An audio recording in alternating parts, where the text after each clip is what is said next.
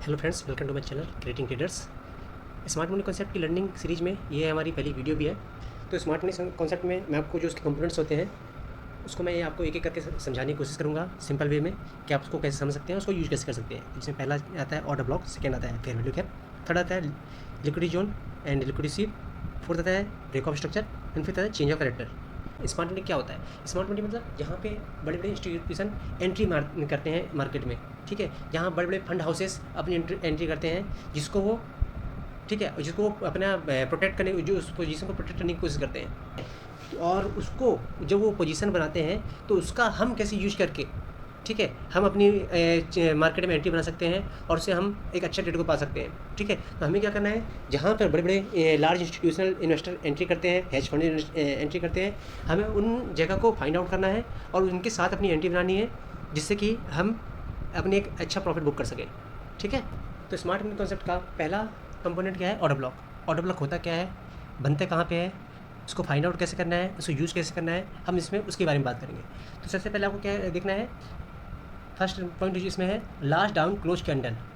तो मैं आपको पहले चार्ट में ले आता हूँ और समझाता हूँ लास्ट डाउन क्लोज कैंडल, और जो सेकंड पॉइंट है लास्ट अप क्लोज कैंडल, वो कौन सी है, ठीक है। और थर्ड जैसे इसमें पॉइंट है must be at a swing high और लो। मैं आपको दिखाता हूँ चार्ट पे सीधा ले जाके, देखिए। हाँ, तो हम सीधा आ जाते हैं चार्ट पे। हमने जैसे कि अब मैंने आपको एक चीज़ बताना बोल दिया कि हमें इसको एनालाइज करना है 4 आवर्स और 1 आवर्स चार्ट में, और एग्जीक्यूट करना है हमें 15 मिनट और 5 मिनट चार्ट में, मतलब लोअर टाइम फ्रेम में।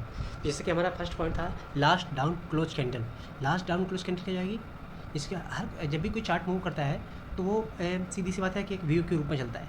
तो लास्ट डाउन क्लोज कैंडल, जैसे कि मैं आपको यहाँ से स्टार्ट करता हूँ बताना, लास्ट डाउन क्लोज कैंडल मैं आपको मार्क करके दिखाता हूँ, इसको हम कहेंगे, जिसके बाद प्राइस अपसाइड मूव किया। ये कैंडल है जो लास्ट डाउन क्लोज कैंडल है, मैं आपको मार्क करके दिखाता हूँ, देखिए ये हमारी लास्ट डाउन क्लोज कैंडल है, क्योंकि इसके बाद क्या हुआ, प्राइस ने ऊपर साइड मूव किया।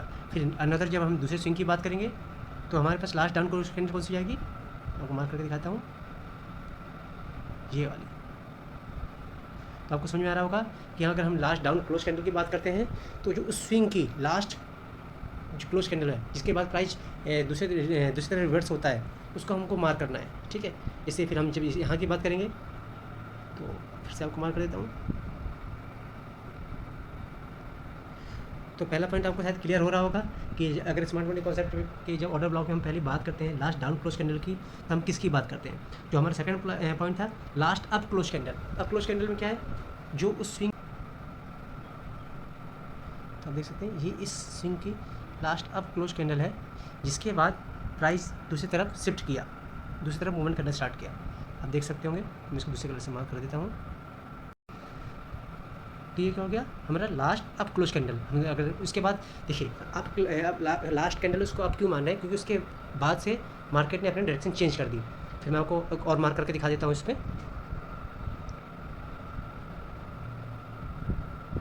ये कैंडल भी लास्ट अप क्लोज कैंडल कहलाएगी, क्योंकि इसके बाद देखेंगे आप प्राइस ने दूसरी तरफ मूवमेंट के दिखा दी, ये समझ रहे हैं। तो ये इस स्विंग की लास्ट अप क्लोज कैंडल कहलाएगी।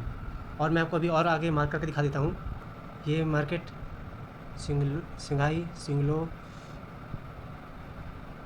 Again swing high, swing low, again swing high. तो ये अब आप यहाँ पे बता सकते हैं कि यहाँ पे लास्ट अप कैंडल कौन सी होगी, रेड वाली, ग्रीन वाली? तो यहाँ पे होगी रेड वाली, क्योंकि उसके बाद मार्केट ने अपना डायरेक्शन चेंज कर लिया। तो लास्ट अप कैंडल हमारी ये होगी, ठीक है। तो आपको समझ में आ गया होगा कि हम किस कैंडल की बात कर रहे हैं। तो ये हमारी क्या होगी, लास्ट अप क्लोज कैंडल। और इसमें सबसे इंपॉर्टेंट बात क्या है, ये कहाँ बननी चाहिए, ये बननी चाहिए स्विंग, जो हमारा थर्ड पॉइंट था, ये कैंडल बननी चाहिए ये स्विंग हाई या स्विंग लो पे बननी चाहिए। तो आप देख सकते हैं कि जैसे कि ये जब हम डाउन क्लोज कैंडल की बात करते थे तो हमारे स्विंग लो पे बन रहा था, आप देख सकते हैं, ये देखिए। और जब भी हम बात करते हैं लास्ट अप क्लोज कैंडल की, तो हमारे स्विंग हाई पे होना चाहिए। आप देख सकते हैं जो जैसे कि आपको दिखाता हूँ, येलो वाला, और जो हमारा लास्ट डाउन क्लोज कैंडल थी ये, ठीक है, यहाँ पे भी हो जाएगा। तो आपको पहले ये फाइंड आउट करना सीखना पड़ेगा, ठीक है। इसके बाद कहता है जब हम और ऑर्डर ब्लॉक में जाते हैं तो अब मैं आपको एक चीज़ और बताऊँगा। हाँ, तो जैसे कि आपने देखा कि हमने इसमें last down close candle, last up candle, last up close candle और का पता किया, वो भी हमने थर्ड पॉइंट भी हमने इसमें कवर कर दिया कि must be on swing high और लो में होना चाहिए। जो फोर्थ पॉइंट है हाई प्रोबेबिलिटी, या जिसको एक हम इसमें ऑर्डर ब्लॉक में भी एक चीज़ आती है वैलिड ऑर्डर।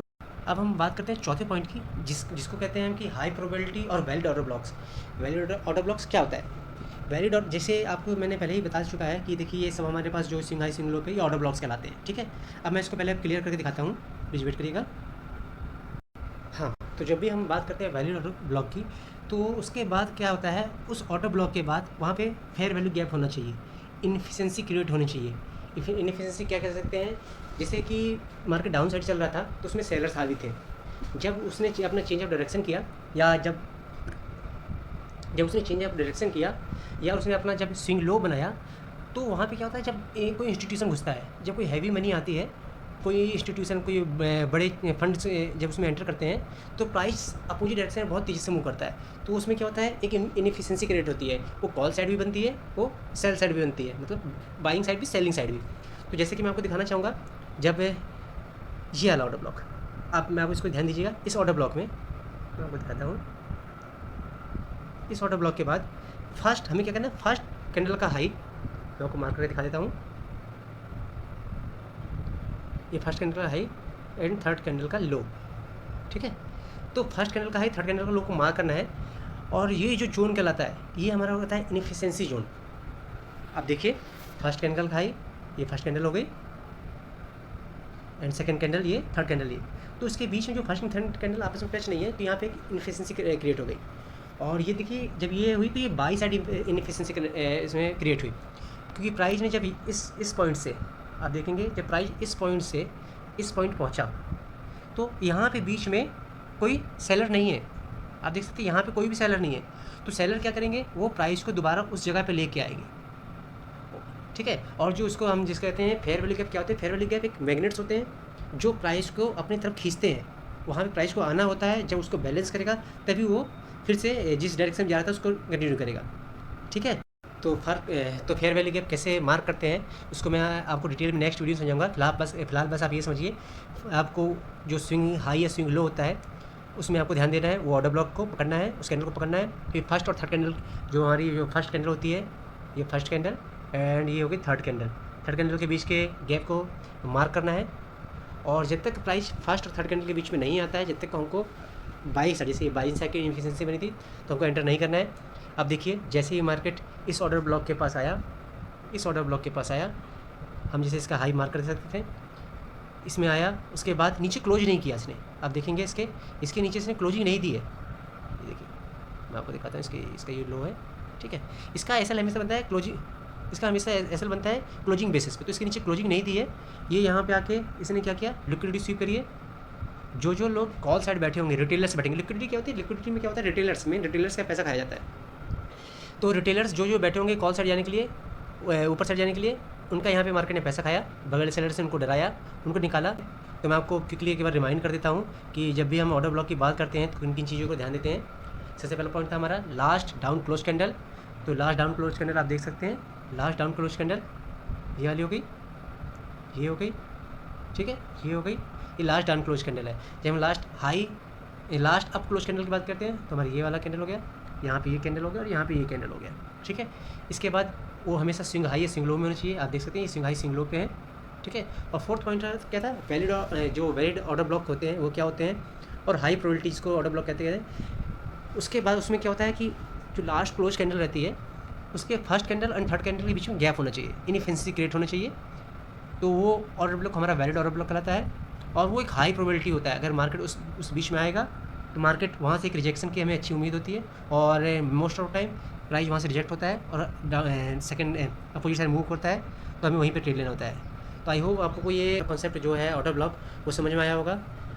अगर आप कहीं भी दिक्कत जा रही है कमेंट करके बताइए कि आपको कहाँ कौन सा पॉइंट समझ में नहीं आ रहा है, इसको कैसे और मैं आपको समझा सकता हूँ, मैं समझाने की कोशिश करूँगा। Thank you so much.